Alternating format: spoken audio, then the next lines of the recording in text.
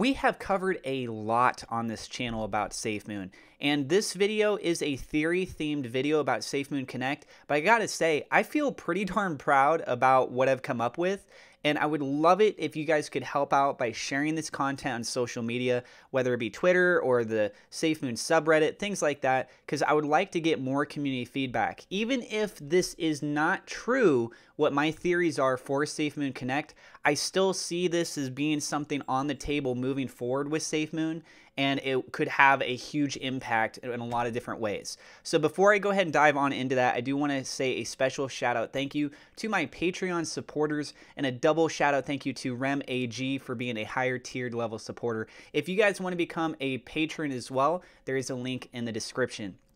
Let me also start off by saying that I'm not a financial advisor. Everything I'm sharing is my own opinion, it's my own research, and as always, I highly encourage you guys to go do your own research as well. So there is a new clue that has since been released of my last video that I did, in which Ryan, aka the SafeMoon Hound, who is leading the product development for the SafeMoon wallet, he said, "What's SafeMoon Connect? Hint, everyone can learn, everyone can earn, everyone can burn. It will offer decentralized options to engage with anyone within this rapidly growing and much needed space." Excuse me. And so he leads it following with the hashtag SafeMoon Wallet, SafeMoon Army, and SafeMoon. So let's go ahead and stress upon a couple key things here first. So he reiterates and iterates and iterates and reiterates, right? Everyone. He says it multiple times. So trying to make it sound like a very encompassing thing that is very broad, right?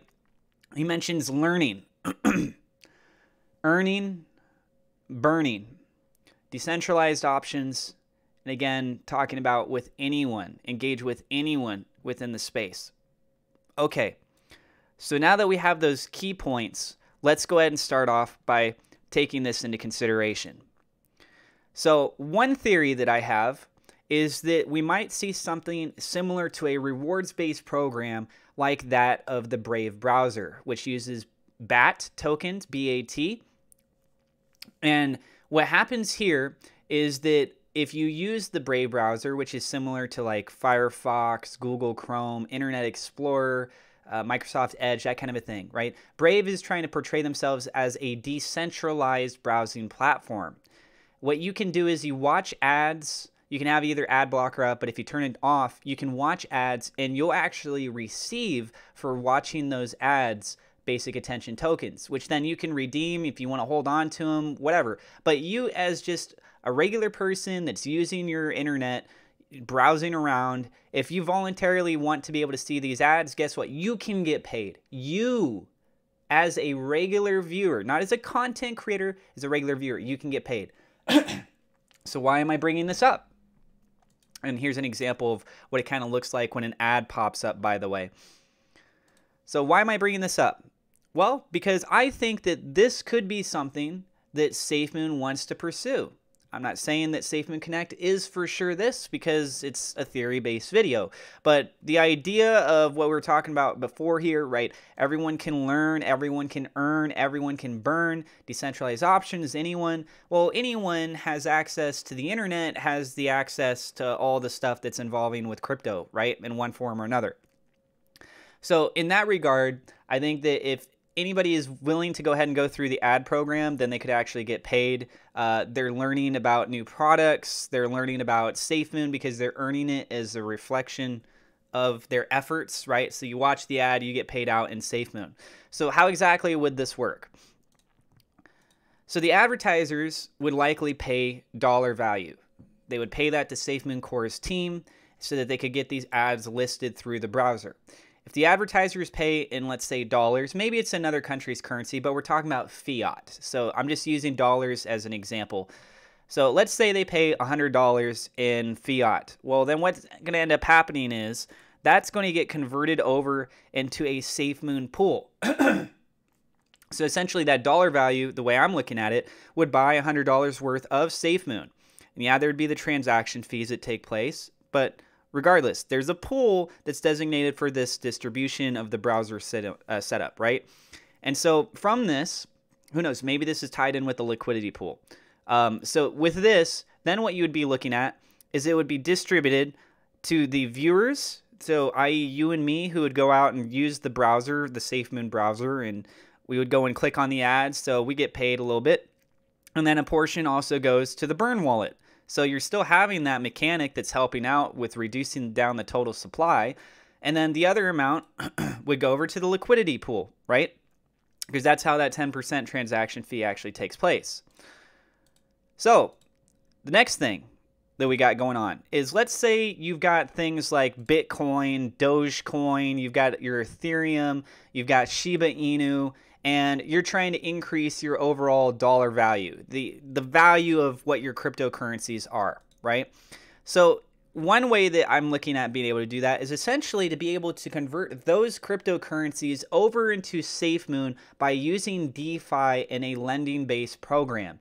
What do I mean by a lending-based program? Some examples that I could give you would be, for example, BlockFi, which, by the way, I have a referral link in the description. If you guys want to sign up with BlockFi, you can start earning interest on your crypto.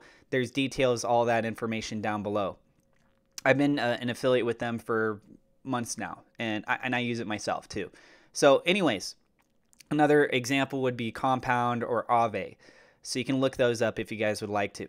So let's say you have two different individuals in this example right here, right?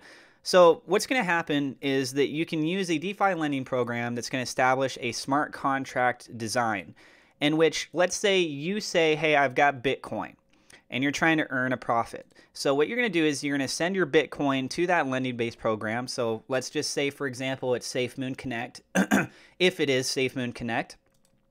And somebody else has Shiba Inu, and they're trying to get dollars, right? So they have to put up collateral. So what they're doing is they're sending their Shiba Inu to the smart contract, and when there's an agreement that's made by doing so with this, it finalizes a smart contract.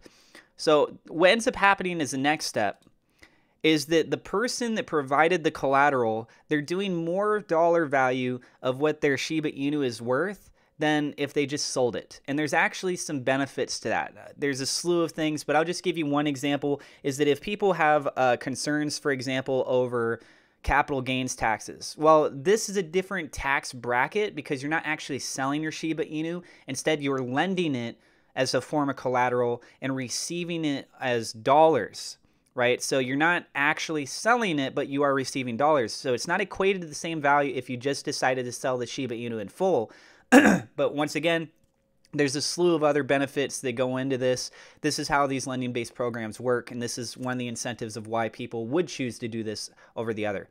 So that money would then be sent over to them. So if they had, let's just say, for example, $100 worth of Shiba Inu, they go ahead and provide it as collateral. They have a set contract term. They have to pay off that contract term by the established date, and they have an interest rate that they have to pay. And if they don't pay that interest rate back, then the exchange, the DeFi lender, so let's just say SafeMoon Connect, they would keep that Shiba Inu, right? So they're trying to overcompensate because the money that they're providing for, obviously cryptocurrencies are volatile and the markets can go up and down. Now the person has cash on hand, they're able to spend it. If they can pay off their debt back after, they went and paid their rent or whatever else that they needed the cash on, then they get their Shiba Inu back, and it's all part of the smart contract design. So what happens to the person that provided the Bitcoin, right? So that Bitcoin has a certain monetary value and that goes into the pool for the DeFi lender, in which they can then provide it out to the person that's on the right-hand side, right? So what would they receive back? So in this instance, what I'm looking at is that they could receive back as an option SafeMoon, and that SafeMoon that they would receive would be equal to the total amount of the Bitcoin that they first provided plus a percentage of the transactions. And so that would lead into an APY, right? So an annual percentage yield. So you would be receiving, essentially, instead of you starting off with 1 Bitcoin over the course of the year, maybe you're at 1.02 Bitcoin or 1.04 Bitcoin. But instead of saying 1.04 Bitcoin, it's equated to the same value of that, but in SafeMoon. Now, where's the incentive to say, hey, I want to receive it in SafeMoon rather than that of Bitcoin? Well, using BlockFi, like I already have been doing, I have an option of how I want the payouts to be. I can say if I want it to be in its own native token. So for example, if I provide SafeMoon as a lending tool, then when I get paid out on whatever other people are borrowing and stuff, I get paid out in SafeMoon. Or if I used it as Bitcoin, I get paid back in Bitcoin. So if you want everything to be all in one, BlockFi has an option like that. You say, hey, Bitcoin, Ethereum, whatever that I have in, I want everything to come back in Bitcoin. And guess what? That causes compound interest. So with reflections of SafeMoon, think about it this way. You would have a native wallet likely on this Connect platform. And so it's continuously gaining reflections just based on its own inherent nature because of how SafeMoon works. Now, if you could provide it as a lending tool to other people and then also receive an additional percentage back because of how the smart contract works in this mechanism that I'm displaying to you guys up here, which, by the way, let me go ahead and get rid of my webcam. Sorry about that.